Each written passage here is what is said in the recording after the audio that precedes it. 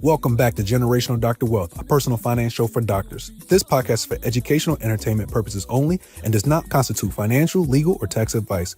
Always consult your own professionals. Welcome back to the Generational Dr. Wealth Show. This is a part 2 episode of our conversation with Mr. James Sills, the CEO of M&F Bank. And in this episode, we're going to tackle the questions that you out there have about how we as practitioners can build generational wealth. He's going to hop into how he goes about advising clients, how his bank goes about helping individuals reach their ultimate goals of being financially free. Hope you learn a tidbit from here. Let's hop into it. I want to go ahead and switch gears now. Again, you spent decades growing businesses from the ground up. Now let's talk to the doctors specifically.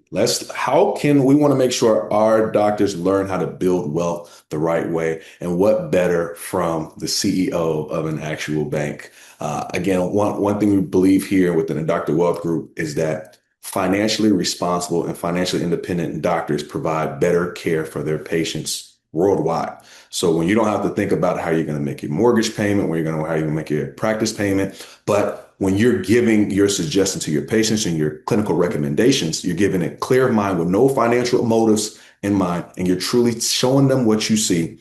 That's when we can provide better health care and reduce the burden that's on the entire medical system.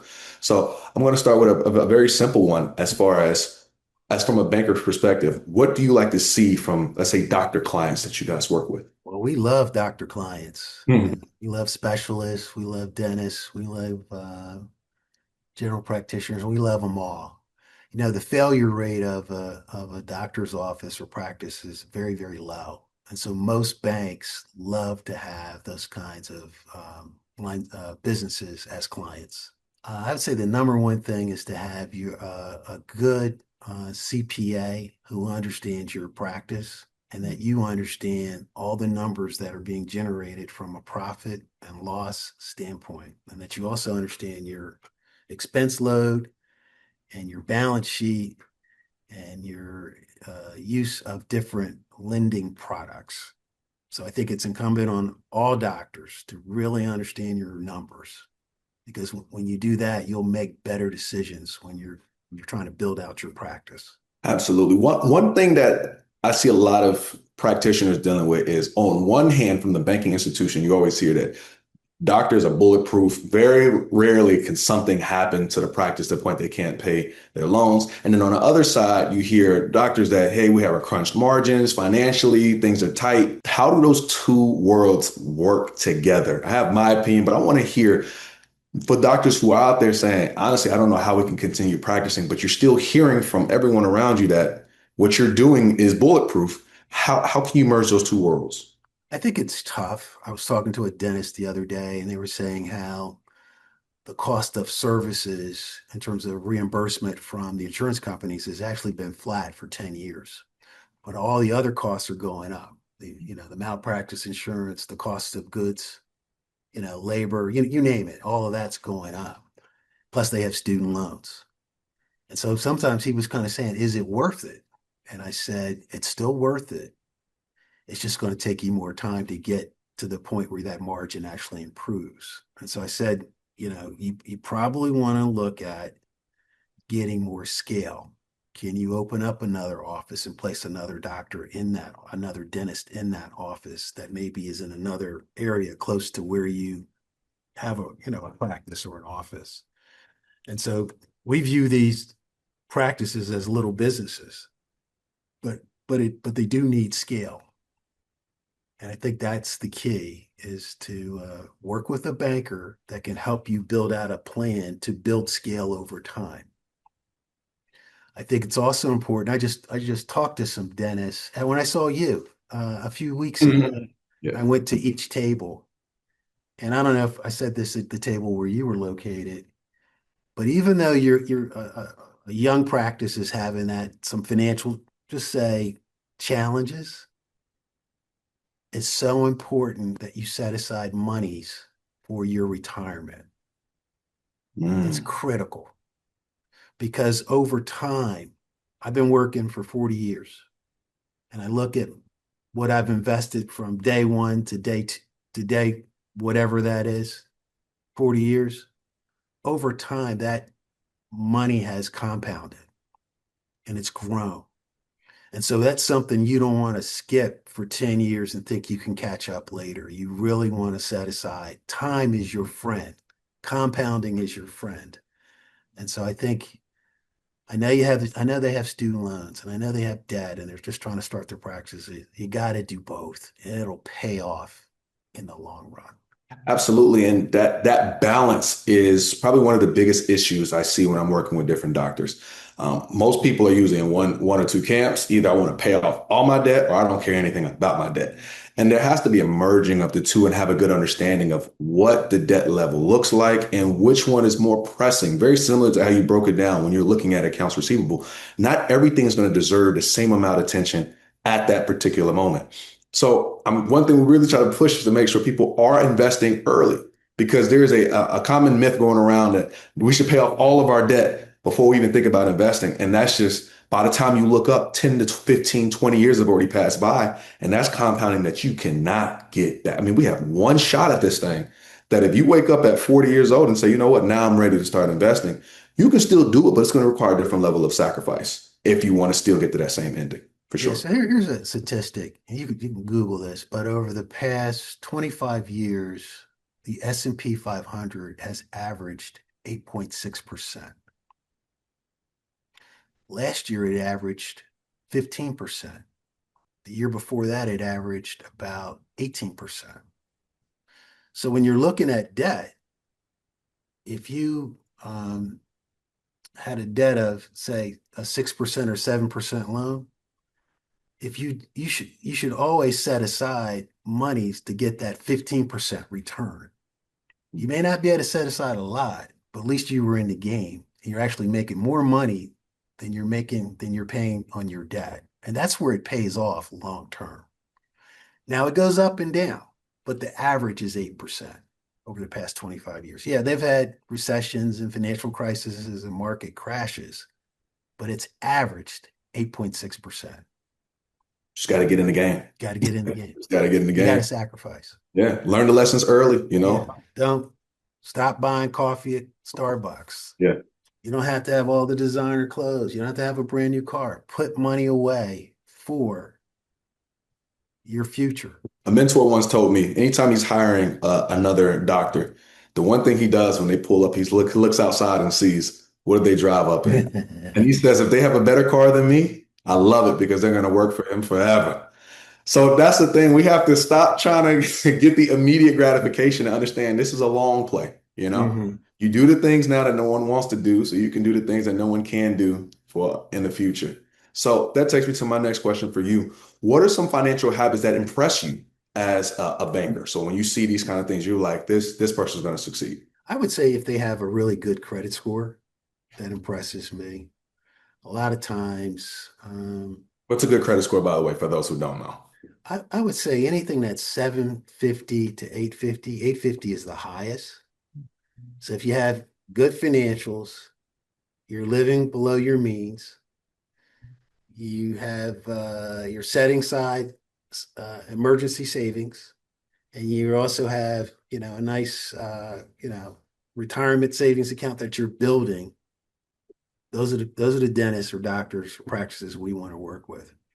If a person has multiple car loans, they're paying their bills kind of up and down a little bit, where they're not paying down those credit cards, and they have high student loan debt, it makes me question if they're going to be they'll be successful, but it's just going to take them longer to be ultimately successful. It's so important that you live within your means, and you should continue to focus on your practice and investing your energy and your resources and hiring the best people to build the best practice, because good customer service will always win in your particular industry, and good dental care or good care will always get those patients to recommend you to other patients from referrals.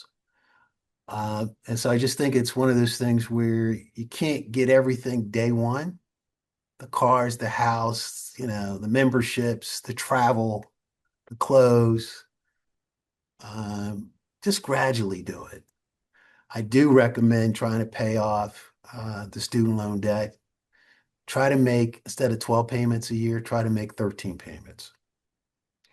The next year, try to make 14 payments.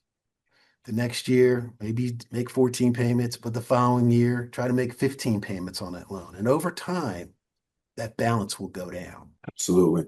So one thing that we deal with is the fact that doctors have a high income, very, very high in comparison to the median American. I know a lot of doctors I don't like to feel like they have a high income, but in reality, in comparison to the average American, they make at least 2 to 6 times more than the average American.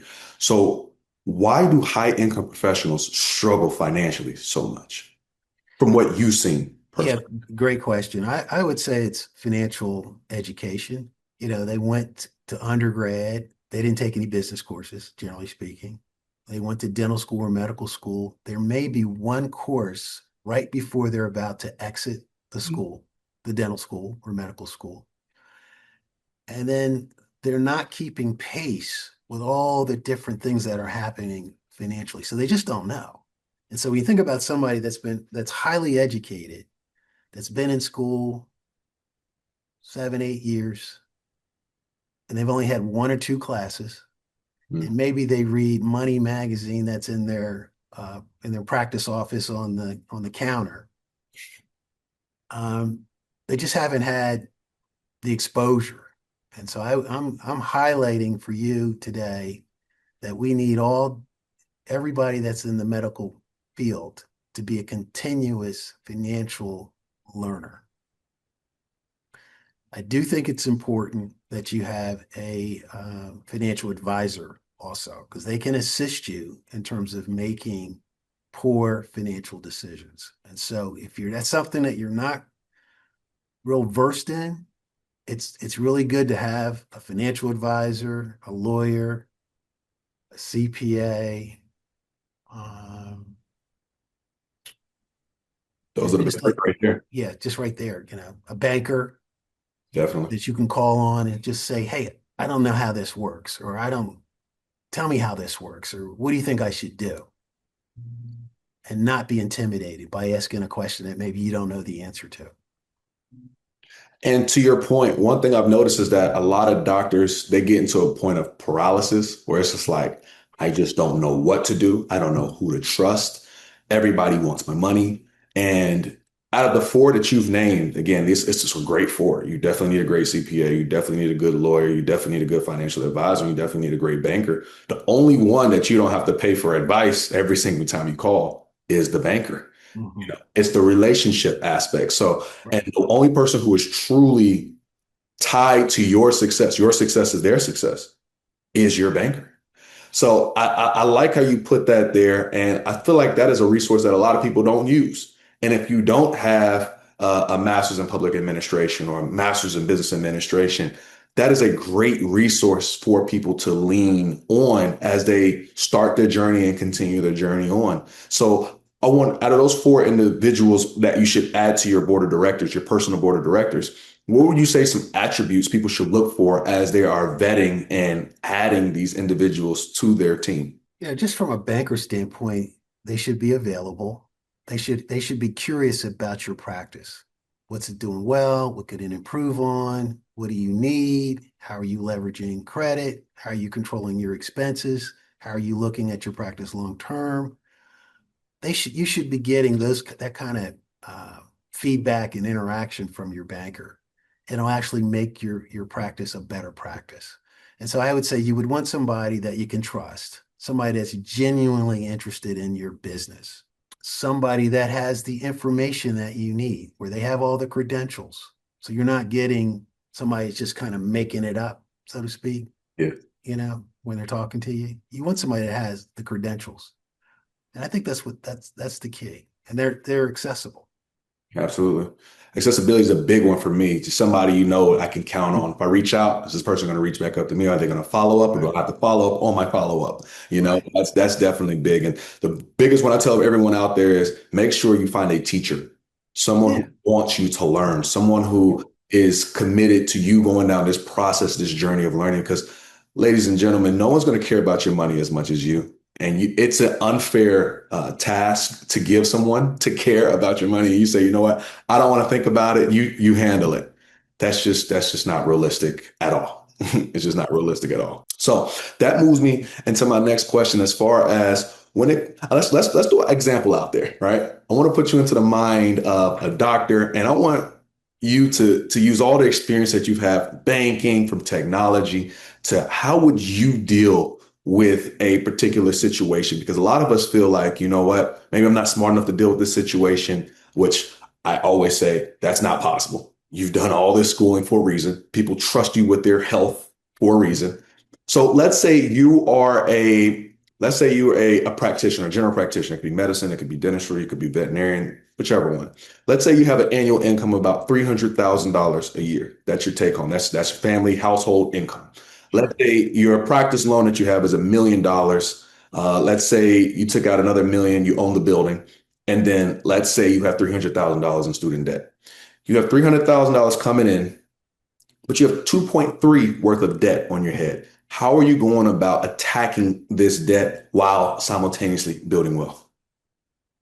I think the very first thing is to focus on the debt that has the highest interest rate. Okay. So if that's the student loan debt, you want to have kind of like a pyramid structure of, the 12 payments, but next year it's the 13th. You want to pay 13 payments, the 14 payment. Over time, you'll get it down.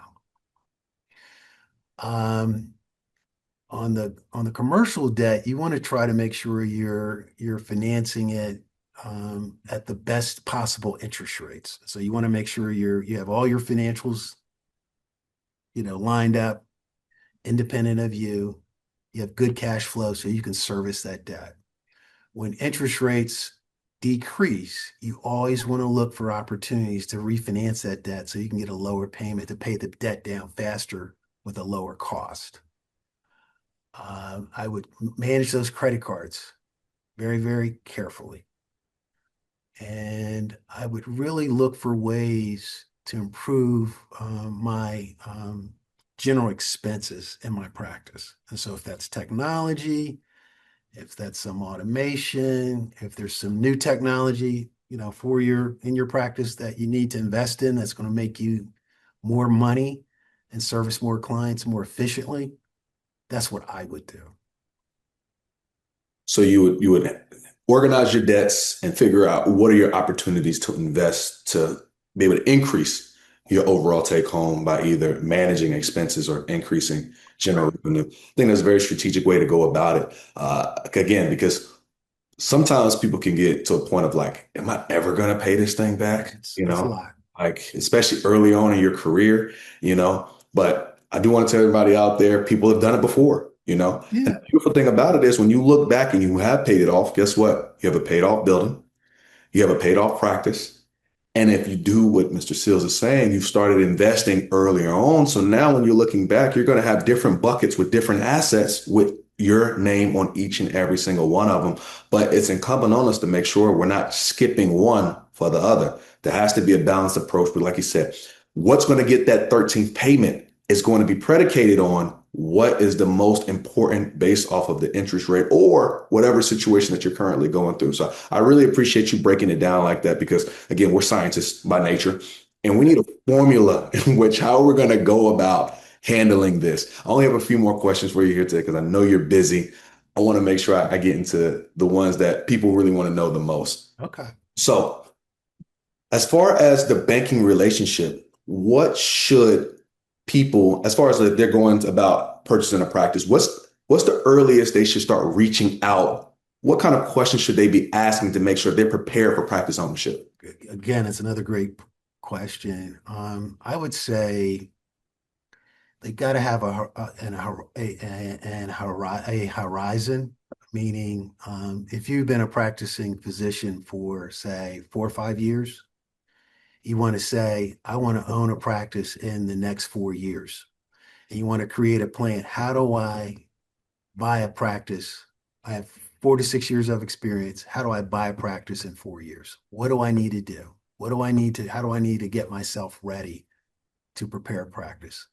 And so you really want to talk to a banker because there are different financial mechanisms to buy a practice. One of them is through the SBA. And so you can actually get a SBA loan, and you only have to put 10% down through 7A, through the SBA 7A financing program. And you get to finance it long term. You get to finance it for up to 10 years with only 10% down. Now, it's a lot of paperwork, but that's a great program to acquire a practice. But you don't want to run into a bank when you're in that third year of what I said, the fourth year, or the fourth year where you want to try to buy the practice. You want to be talking to a banker. You want to have a relationship with the bank. You want to start building up some deposits in that bank. So then they know you're ready to pull the trigger because you've been thinking about this for 4 years and you have all your, like they say, all your ducks in a row. One of the things that, generally speaking, turns bankers off is when you rush into the bank and say, I need this financing. They don't even know you. But if you've been establishing that relationship for the past 4 or 5 years, and they say, oh yeah, I know you're ready.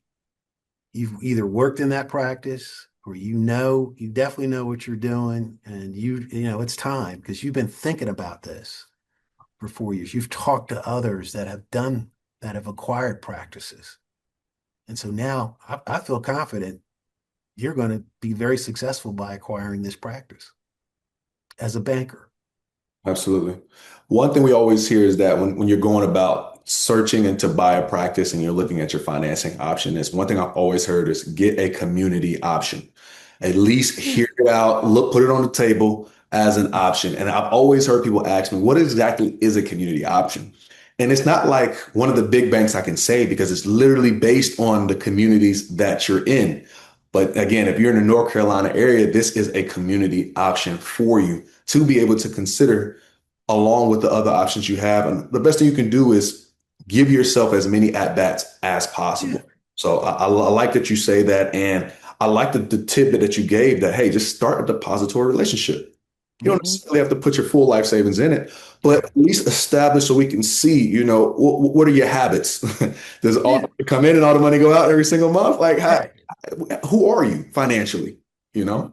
So that's really, really good. And you touched on it a little bit, but I would want to know here for our listeners, what are some other big red flags that you see? And maybe these are some habits that we have that we can start taking out of our Rolodex of financial habits. From a personal standpoint or from a business standpoint? Let's go personal first, and then we'll tie it back into business. I would say the utilization of credit cards is extremely high.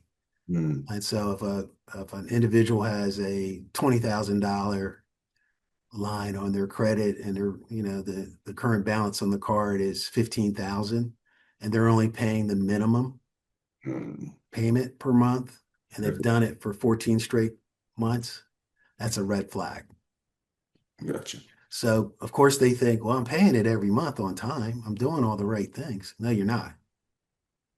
Bankers look for you to only use 50% of that line or less. And so on that example, if it's a $20,000 line, we really want to see you using that line from $5,000 up to about $9,999. Absolutely.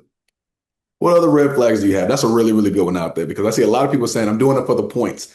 I get it. Do it for the points. But then at the end of the month, pay it off at the end of the month. Paying it off. Please, ladies and gentlemen, get your points, but please don't ruin your credit for a few points.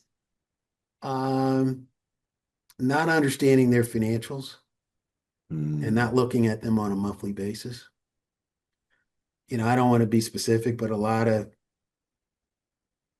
doctors sometimes look at their financials every 3 months. They sit down with their CPA every 6 months. I would do that, make it a habit to do it every month. I know you're busy. I know they're busy. Make it a habit, and you'll make better decisions. When you see where your margins are being squeezed, you'll say, oh, next month, I'm going to try to negotiate with that vendor a little differently. You I need to make more money. That's good. You can't measure what you don't track. I like it. Exactly. I like it. So let me ask you this, right? I want you to give practicality. Again, you're the practice owner. You make 300 take home. What exactly does looking at your numbers look like? Because a lot of people hear these phrases, but they don't know the practical application of what this thing looks like. So you're calling up your CPA, hey, I don't want to meet every 6 months. I want to meet on a monthly basis and I want to look at these numbers. I want you to put in red what's bad. I want you to put in green what's good, and let's start figuring it out. How would you go about I would do it exactly the way you said it. it? Set up the meeting with the CPA. I know it's challenging from a time standpoint, but I think that with the way you just outlined it, what am I doing good at? What do I need to improve on? Where else can I cut cost? And if you know that, you'll be a better business owner. It's kind of hard, the example you gave, to say this or that without really seeing the numbers. So I don't really want to give you that kind of guidance. Happy to maybe do a second show on that with Yeah. some real numbers on the screen. Mhm. That's good. That's good. So again, like he always says, get organized and just stay on it. You got to keep your focus on what we have here.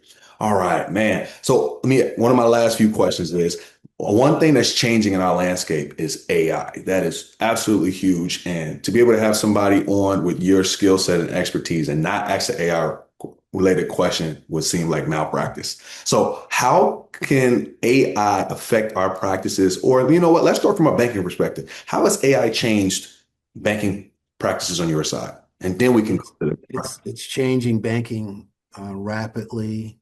Um, the bigger banks are way ahead of the smaller banks in terms of investing in AI, and it's a lot of times you don't even know when you're calling some of the largest banks in the country, their 800 numbers.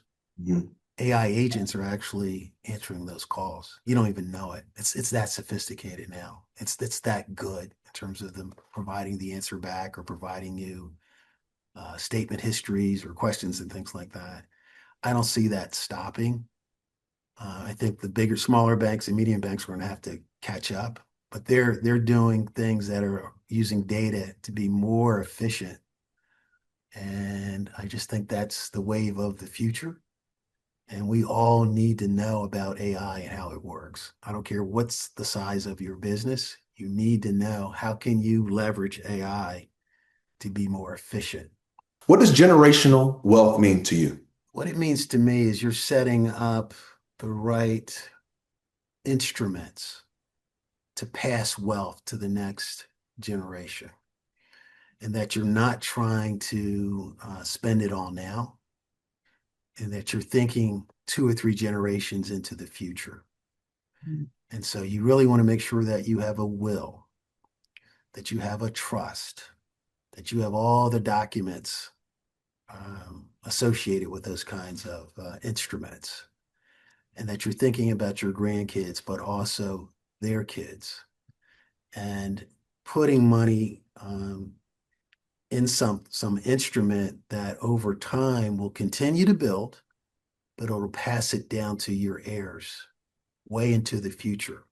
And I think that's the difference between um, the majority population and a lot of the other minority populations, is that we're not thinking generationally.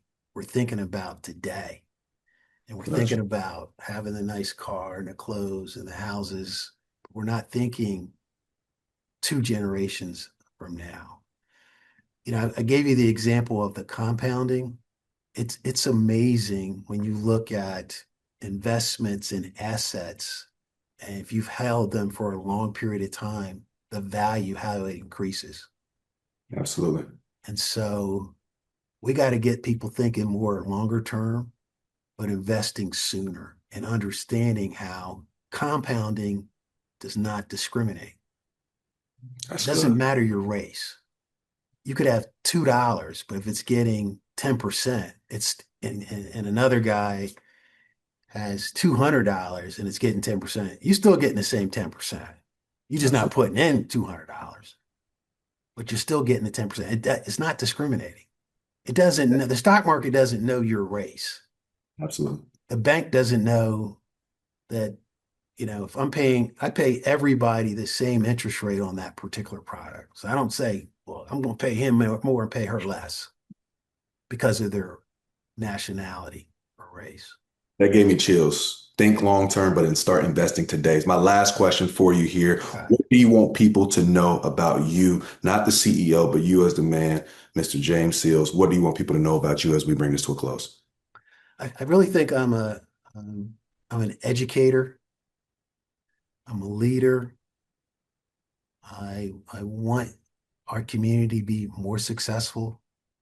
I think having access to people like me, but also institutions like ours, where we have built credibility and provided capital to communities all across North Carolina for almost 120 years, it's critical that you have a relationship with a local community bank like ours. Absolutely. Thank you so much for your time. We'll bring this to a close.